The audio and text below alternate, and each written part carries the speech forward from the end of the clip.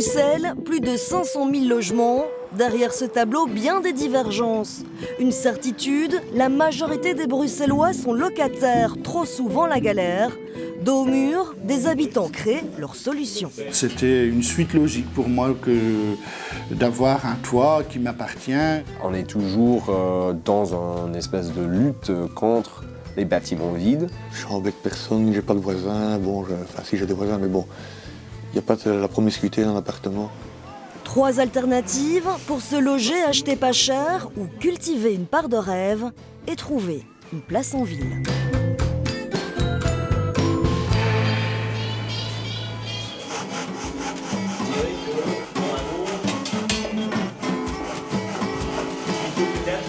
Parce que là, on se passe par des espèces de haubans, quoi.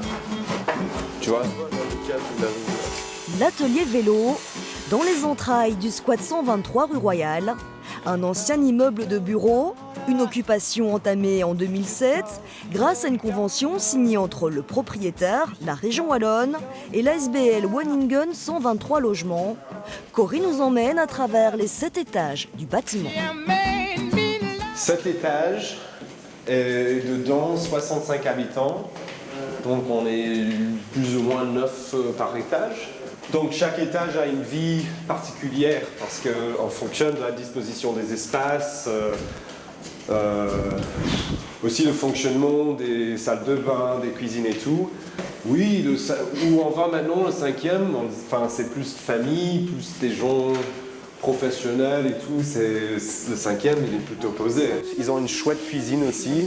Ici, ils sont allés aussi loin, quoi, parce qu'on est dans les bureaux quand même, mais ils ont même plafonné ici. Et là, c'est rare de voir ça dans le bâtiment, mais c'est beau. Après, tu vois, c'est des trucs à l'extérieur, ce sont tu vois, c'est très bureau, très hôpital, hein, et ici, ils ont fait un bon travail. Tout est fait maison, là. De récup, maison. On a pas l'IKEA. C'est joli ça. C'est Oksana qui l'a fait? Elle est là depuis plusieurs années. Et c'est une ancienne habitante, et Oksana qui est encore là aussi. Oksana est une vétérante. Elle vit ici depuis 7 ans, après des années passées au Tagawa, un ancien squat fermé, avenue Louise. Au début, en fait, moi, je n'avais pas beaucoup de choix. Parce qu'à l'époque, on n'avait pas de papier, on n'avait pas de revenus stables. Et quelque part, pour nous, c'était une solution idéale. On est 4.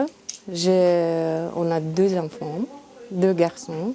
Et c'est difficile de vivre en squat avec des enfants ou pas tellement Au niveau de confort, oui, parfois c'est difficile. En fait, toujours tenir en propre des lieux en commun, c'est un peu difficile. Et pour les enfants, c'est très important, l'hygiène, etc. Mais au niveau de... moi, je trouve que mon fils, il a plus de chance. Il n'est pas coincé dans un mode de vie, on peut dire, privé, comme il faut.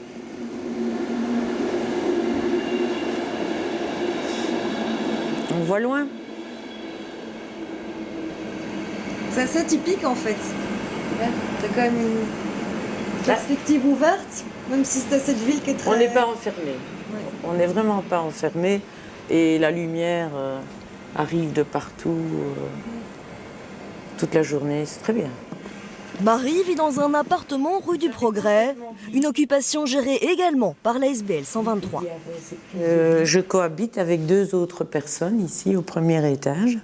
Et ça, c'est notre espace commun. Je suis à la retraite depuis 4 ans. Et je n'ai pas de grosse retraite. J'ai travaillé longtemps comme freelance. J'ai jamais cotisé à des fonds de pension. Donc j'ai une toute petite retraite. Je suis maman de 2 filles et j'ai toujours loué des beaux appartements et tout, qui représentaient la moitié de mon salaire parfois. Mais j'ai plus envie de vivre cette situation-là. Je l'ai fait pour qu'on ait une belle vie, quoi, c'est tout. Je suis idiote, j'ai rien acheté quand j'étais jeune, donc je suis propriétaire de rien. C'est d'ailleurs une des conditions pour vivre ici. Chaque étage est occupé par 3 personnes qui constituent chaque fois une petite communauté. Je suis persuadée que beaucoup de gens de mon âge ne comprennent pas que je sois épanouie dans un lieu pareil et que ça me plaise. C'est ouvert. Mais je ne me sens pas envahie. Moi, j'aime bien quand le voisin vient, il vient me rendre visite, on discute. Il y a un monsieur qui attend en bas et... Changement d'étage et d'atmosphère chez Kevin et Marco. C'est chouette, c'est chouette. Ouais, il faut parfois se rappeler les choses, mettre ces petites... Oui, mais le quotidien, c'est difficile de nettoyer, comme dit. Mais ça va, on s'en sort très bien depuis une semaine là. Ah oui, oui. Voilà. Il y a de l'espoir. Oui, il y a de l'espoir. Alors, qui gagnait? Personne. Ambiance plus studieuse chez Gert. Une image de famille modèle dans un appartement, tout ce qu'il y a de plus classique. Sauf si on regarde par le hublot, Gert vit sur une péniche à Anderlecht. Je suis arrivé ici un peu par hasard, c'était un bateau des amis à moi. Je devais déménager à Gand, eux ils vendaient leur bateau et je me suis retrouvé là-dedans. Je dis pourquoi pas, essayons. Je ne m'attendais pas à vivre encore ici avec mes enfants. Combien d'années après, 17, 16 ans après. Dès qu'on rentre chez soi, et on est comme sur une île, quelque part. On regarde sur l'autre. Il y a une autre relation avec les éléments, quoi. Bien sûr, ça bouge, on est tous ensemble embarqués, quelque part. Après toutes ces années, je ne me vois plus ou moins embarqué dans un appart au 4e. Sous le soleil, la digue du canal, un havre de paix qui attire les visiteurs. Conserver une bulle de liberté en ville, plus que l'aspect financier, c'est le moteur des habitants des péniches comme Jaco. Chaque bateau, l'aspect extérieur correspond vraiment au caractère de son propriétaire. Ça, c'est vraiment flagrant. Bonjour. Bonjour.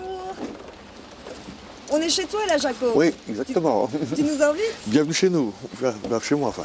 J'ai toujours été très fasciné en tant que gamin par 20 milieux sous les mers de Jules Verne. Pour moi, c'est toute une ambiance que j'aime bien et que j'ai un peu essayé de recréer ici, quoi. Si j'aurais suivi les conseils de mon cher voisin, j'aurais eu des fenêtres carrées avec des châssis en aluminium. Et franchement, non, pas du tout envie, quoi. Je voulais garder le côté bateau, etc. Donc faire ce qu'on appelle des sabords quand c'est un hublot allongé. Alors ici, bon, les armoires, il faut tourner un quart de tour pour les ouvrir. Je n'embête personne, j'ai pas de voisins. Si j'ai des voisins, mais bon, il n'y a pas de la promiscuité dans l'appartement, du genre des immeubles qui sont là en face, quoi. Là, c'est le petit nid où je dors. Avec ma compagne, j'ai demandé de dessiner un fond marin, avec en plus une petite allusion, bien sûr, comme musicien, il fallait bien un sous-marin jaune.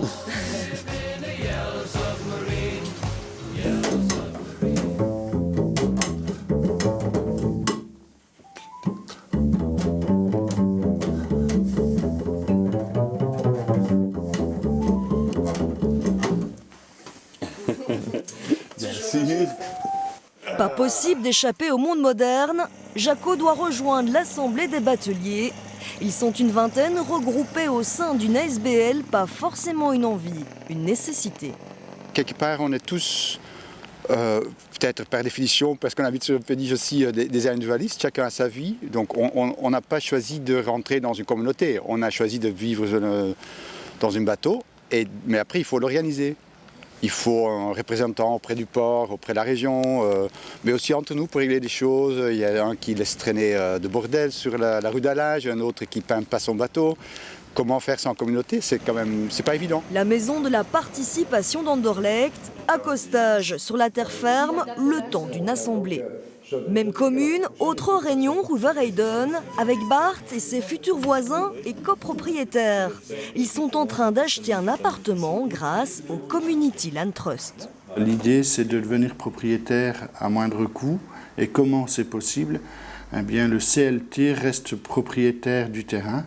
Il faut compter à peu près à 30 à 40% de moins que sur un marché traditionnel.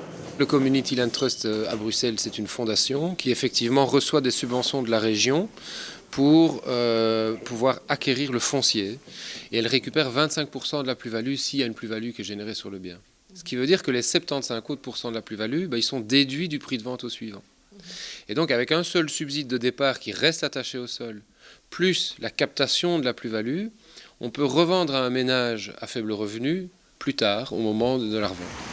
Donc ici, nous sommes devant le bâtiment qui contient les bureaux du Community Land Trust, qui est aussi le premier projet pour lequel on a reçu une subvention de la région et dans laquelle on va développer la rénovation de 7 logements pour des ménages à faible revenu.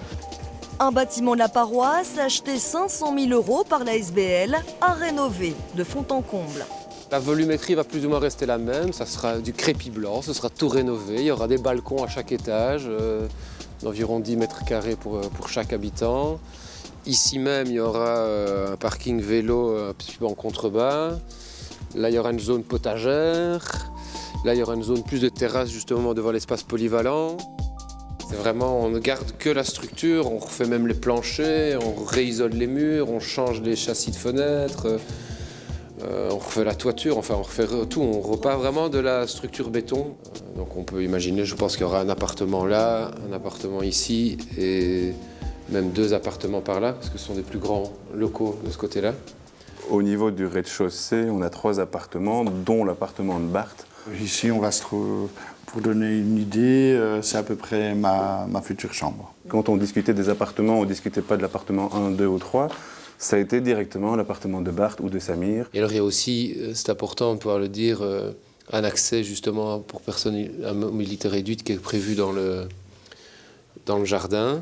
Moi, j'avais toujours eu le rêve de devenir propriétaire. Et quand j'ai voulu aller voir les banques pour obtenir un prêt hypothécaire pour acheter un appartement sur le circuit classique, tout de suite, les portes se sont fermées. Le fait de refuser sous prétexte que je sois en chaise roulante, alors que bon, je suis 100% autonome, j'ai mes revenus... Voilà, je trouvais ça discriminant et donc injuste. Ce n'est pas nous-mêmes qui avons fait les plans, mais c'est nous qui avons demandé quel type d'appartement ou quel type de duplex, par exemple, pour moi, je voulais. Samir partage son expérience avec des candidats potentiels. C'est l'un des premiers à s'être inscrit dans ce projet pilote. Ras-le-bol des problèmes, il a changé 11 fois de logement en 14 ans. J'ai été dans un appartement, une chambre. C'était un garage, c'est même pas un appartement. Donc, et j'ai resté avec 3 enfants dans cet appartement pendant 8 mois. Et là, j'ai changé encore pour partir dans le dernier appartement. Et là, je paye trop cher. Pour l'instant, je travaille à mi-temps, à un temps partiel à Pizza Hut. Donc, j'ai un salaire plus ou moins avec le complément de chômage à 1100. Et je paye 884 pour mon appartement sans charge. Entre les années 80 et 2000, les loyers se sont envolés bien plus haut que les revenus. Une hausse de 46% supérieure selon cet expert. Et la crise du logement est particulièrement criante à Bruxelles. Contrairement aux autres régions où là les propriétaires sont majoritaires, Bruxelles comprend 55% de locataires et des locataires globalement à revenus modestes. Alors, on dit toujours que le loyer normalement c'est 1/3 des revenus. On n'est pas dans cette moyenne où pour beaucoup de personnes c'est pas le cas. Alors la moyenne, il faut toujours s'en méfier parce que ça occulte les extrêmes. Et les extrêmes, en l'espèce, ce sont les allocataires sociaux qui, eux, déboursent jusqu'à 2/3 de leurs maigres ressources à leurs revenus. Et à Bruxelles, un locataire sur 3 est un allocataire social. En ville, le fossé se creuse entre le logement haut de gamme et ceux de faible qualité. Face à la crise, des réponses existent comme le Community Land Trust. Mais le squat précaire est-il une solution ?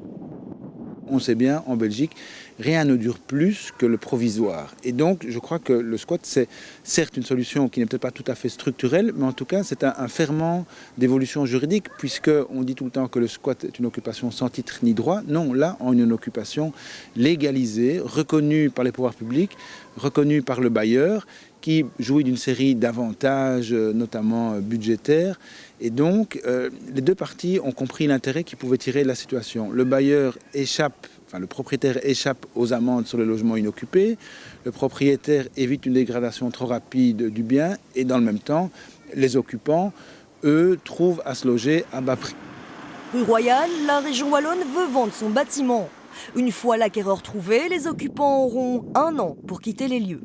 T'as fait ton petit nid, quoi, ici? Oui, je me suis dit, c'est peut-être beaucoup pour une occupation temporaire de faire quelque chose comme ça. C'est quasiment un petit appartement. Maintenant, un jour, il va falloir partir. Au début, il n'y avait pas de cuisine, il y avait pas, enfin, les chambres n'étaient pas encore construites, et donc c'était beaucoup plus sauvage. Ça ne vient pas de soi, je pense. Je ne pense pas que tu sais mettre 65 personnes dans un bâtiment et avoir un résultat qui est assez paisible, ou enfin, même fertile, enfin, fait des choses, en produit des activités, en offre quelque chose, sans avoir plein d'organes, plein de moments de discussion pour mettre tout ça en place. Coris investit dans la comptabilité avec Aude et Oksana. Rue Royale, c'est facile, les occupants payent 60, 90 ou 120 € pour les charges. Rue du Progrès, c'est plus compliqué. Enfin, il y a 47 conventions sur l'autre côté. Et chaque convention correspond à un utilisateur d'eau, électricité, gaz, avec toute configuration possible. Donc des fois, c'est la SBL qui prend le compteur dans son propre nom. Des fois, c'est l'habitant, des fois, c'est un mix. Rue du Progrès, 28 maisons devaient être détruites après expropriation pour élargir la jonction Nord-Midi. Un chantier orchestré par Infrabel, le gestionnaire du réseau ferroviaire, aujourd'hui à l'arrêt. Infrabel nous a demandé, au Ningen 123 logements, si on voulait gérer les occupations, recevoir ces maisons pour pouvoir les occuper. Infrabel n'a pas vocation à être ni propriétaire de biens immobiliers, en tout cas des maisons, et n'a pas vocation non plus à jouer les propriétaires et par conséquent à avoir des locataires. Donc c'est tout à fait exceptionnel et transitoire. Si nous n'occupions pas de cette façon organisée, ces bâtiments seraient murés, vides et squattés sauvagement, et ce serait un chantre urbain. Les Poissons, le surnom de Marie et des habitants de l'immeuble. Au rez-de-chaussée, une ancienne poissonnerie, ouverte sur le quartier le mercredi, c'est jour de distribution des paniers. Voilà, s'il te plaît. Celui-là? Celui-là, tu veux pas? Non, non, non. Tu sais pas comment cuisiner ça? Pas mon, j'aime bien. C'est fait par la récolte qu'ont fait les habitants de la poissonnerie. Ils vont tous les jeudis matins au marché matinal. Ils récupèrent les fruits et légumes invendus. Avec ça, il faut une grande table de haut tous les jeudis soirs donc. Et tout ce qui est en surplus, ils les donnent aux habitants du quartier. Ils prennent les légumes, ils prennent les vêtements, pour moi, pour les petits. Après, on plie avec moi. Hein. Ah oui? Ah oui, tout le monde plie avec moi. Hein. Moi, pas donner coup de main. Obligé de donner coup de main. Donc c'est un lieu aussi où on récupère les choses pour qu'il n'y ait pas de gaspillage, parce que ça fait un peu partie de la philosophie des habitants de la poissonnerie. Il y a aussi du travail qu'on peut dire que soit l'atelier de la cuisine, ou bien essayer de créer quelque chose qui est artistique. Donc là, c'est ouvert, quoi. Dans les caves de la poissonnerie, on trouve un local de répétition et surprise dans cet ancien frigo, un studio radio. Vous suivez l'émission Rétrocession. Rétrocession avec Kinch à la mise en onde. L'idée de cette radio, c'est de donner la parole au quartier, la parole à la commune, la parole aux Bruxellois. C'est quelque chose qu'on veut partager avec toute la ville. Et donc, toutes nos activités sont un peu basées sur ce principe où les personnes qui viennent, ils doivent apprendre quelque chose. Dimanche, c'est table d'hôte rue Royale et atelier cuisine avec des habitants des voisins. J'habite pas très loin et quand il m'a dit « Ouais, on fait de la cuisine dimanche », je me dis « Cool, j'aime cuisiner, je vais cuisiner ». Ouais, c'est parti. Chaque dimanche, ils viennent nous aider à la cuisine. Vous faites à manger pour combien de personnes comme ça? On a entre 20 jusqu'à 50 personnes, au minimum. On ne sait pas. On ne sait pas, ça dépend. Comme aujourd'hui, j'attends beaucoup de monde. C'est deux, c'est bon, oui, c'est vraiment, c'est bon, c'est très bon. On a bien motivé pour ça. Que des légumes bio, de bons épices, beaucoup d'amour.